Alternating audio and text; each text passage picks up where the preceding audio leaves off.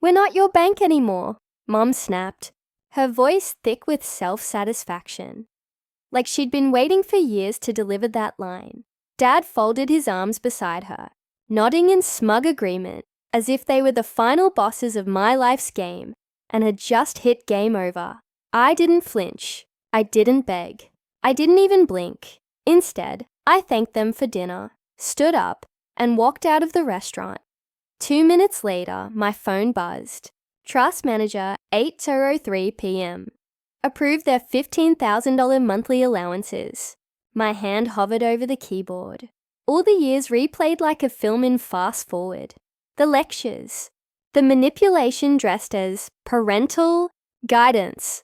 The countless times they reminded me I'd be nothing without them. They had raised me to believe. They were the providers, and I was the dependent, but somewhere along the road, through quiet nights of hard work, restrained pride, and relentless growth, I had become something they never expected. Independent. I typed one word. Denied. I didn't do it out of spite. I did it out of truth, because love without respect is control. And I was done being controlled. I stared at the word on the screen, glowing back at me like a verdict. Denied. One tap away from undoing a lifetime of control. My heart wasn't racing. It was steady, grounded. I realized in that moment that fear had left me. That invisible leash I'd worn my entire life. Gone. I pressed send. The message left with a soft whoosh. I didn't brace for impact. I didn't imagine their reaction. I just stood there in the parking lot, phone in hand, watching the reflection of streetlights shimmer across my car window. The night wasn't silent anymore. It was peaceful. For the first time in years, silence didn't feel like tension. It felt like ownership. 2 minutes later, my phone lit up again. Not from my trust manager. From Mom. "Did you just cut off the allowances? Call me. Now." A second text came in immediately after. "This isn't funny. Your father has commitments. Fix it. Commitments." That word alone said everything. They didn't ask if I was okay. Didn't ask to talk. Didn't even acknowledge that 5 minutes earlier, they had proudly declared they were cutting me off. Suddenly it became painfully clear. They never feared losing me. They feared losing control. I locked my phone without replying. They had trained me my entire life to equate love with dependency, to believe that needing them made me loyal, and outgrowing them made me ungrateful. But I wasn't ungrateful. I was awake. I got into my car, hands resting calmly on the steering wheel. No shaking, no guilt, just clarity. I didn't owe them an explanation. I didn't owe them reassurance. I didn't owe them access to the life I built without their permission. I started the engine and whispered to myself, not in triumph, but in certainty. They raised me to believe power came from money. But real power comes from finally understanding who actually owns it. The next morning, my phone was flooded. 10 missed calls from Mom, 4 from Dad, 3 from an unknown number I assumed was their lawyer, and 1 from my aunt who only ever reached out when chaos brewed in the family group chat. They weren't worried. They weren't hurt. They were scrambling. At 9:12 a.m., Dad finally resorted to something he hadn't done in years. He texted me personally. "We need to talk. You've made a mistake. There are financial obligations you don't understand." Financial obligations. Not emotions. Not relationships. Not family. Just numbers. Transactions. Debts. It was almost poetic. Even now, they spoke to me like an asset, not a person. 5 minutes later, another message came in, from my trust manager again. "They've requested an emergency override. Shall I block the request permanently?" I didn't answer immediately. I sat with it, because this was the moment people don't talk about when they talk about power. They imagine the victory, not the responsibility. Holding control doesn't mean squeezing harder. It means choosing how to use it, I could have denied them forever. I could have frozen everything and watched their empire crumble from the comfort of my morning coffee. But I realized this wasn't about revenge. It was about redefinition. If I reacted with the same coldness they taught me, I'd become them. And I refused to inherit their legacy of emotional debt. So I typed back to the trust manager. Schedule a meeting with them next week. I'll set terms, not favors, not forgiveness, terms. For the first time, it wouldn't be one-sided. For the first time, they would sit across from me, not as controllers, but as equals. And whether they liked it or not, the dynamic had shifted forever. I put my phone down and exhaled slowly. I didn't feel like a child who won a battle. I felt like an adult who finally walked out of a cage that was never locked, just labeled. The week leading up to the meeting was unnervingly quiet.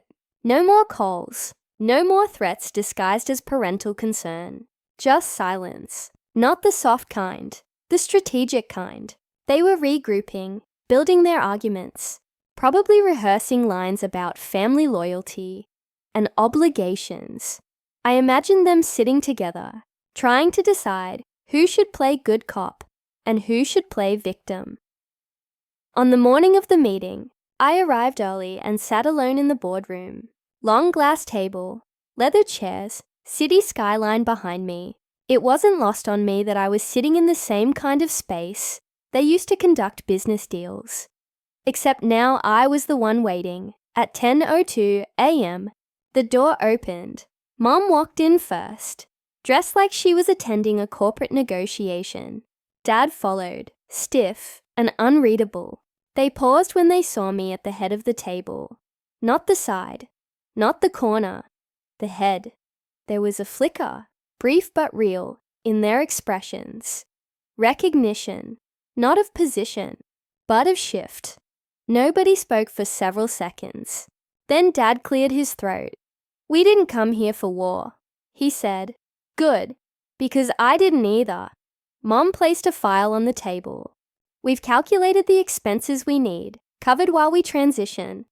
Expenses, transition, still business, always business. "I'm not your enemy," I said simply.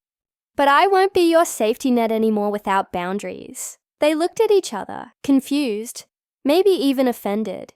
Boundaries were foreign currency in our family. I continued. "You'll get temporary support, not indefinite." Dad opened his mouth to argue, but I raised a hand, not aggressively, just firmly. "Here are my terms," I said. Silence before the storm. But I wasn't afraid of thunder anymore. I wasn't the child at their table. I was the one building it. I slid the printed document across the table. They hesitated before touching it, like it might burn. Mom opened it slowly, scanning the first page, her expression shifting from arrogance to disbelief. A 6-month support plan, declining amounts, mandatory financial literacy consultation, full transparency of all expenses, no luxury charges, no gifts under my name, no sudden investments, no secret withdrawals, every dollar justified, every boundary written in ink. Dad frowned. "You're treating us like employees." "No," I said calmly. "I'm treating you like adults who are capable of standing on their own 2 feet. Just like you demanded I become." Mom's voice wavered. "You can't dictate how we live. You dictated how I lived my entire life," I replied. "Consider this balance." She looked away, blinking hard, not crying, strategizing. Even now. Dad leaned forward. "And what happens after 6 months?" "You stand on your own," I answered. "No more allowances, no more hidden dependencies. You want financial freedom, earn it." Just like I did, the room went still. For the first time in years, there was no shouting, no guilt tactics, no dramatic exits, just quiet reckoning. They didn't sign right away. Pride wouldn't let them, but they didn't refuse either. They understood, not because I had forced them, but because I had shown them. Without rage, without chaos, that I no longer lived under their control. I wasn't punishing them. I was redefining everything. They came to the meeting expecting their child. They left, realizing they had encountered something far more powerful. Someone who had finally outgrown permission. When they finally stood to leave, they didn't look triumphant. They looked human, stripped of roles. No longer the untouchable figures of my childhood. Just two people facing the reality that control was not the same as connection. They paused at the door. Mom turned back, her voice smaller than I'd ever heard it. Are we still a family? I met her gaze. That depends, I said gently. Do you still want to be? Even when you're not in charge? She didn't answer. She just nodded once and walked out. When the door closed behind them, I didn't feel victorious. I didn't feel guilty. I felt something far rarer, balanced. This wasn't about money. It never was. It was about finally breaking the idea that love required sacrifice of self. That respect must be earned through obedience. That gratitude meant silence. I didn't cut them off. I set them free. And in doing so, I set myself free too. From that day on, everything changed. Not because I held the power, but because I finally understood it. True strength isn't in control. It's in clarity, in standing firm without cruelty, in saying, I choose boundaries, not bitterness. I walked out of that building with no debt, financial or emotional, not their keeper, not their dependent, just me, unowned, unobligated, finally, whole.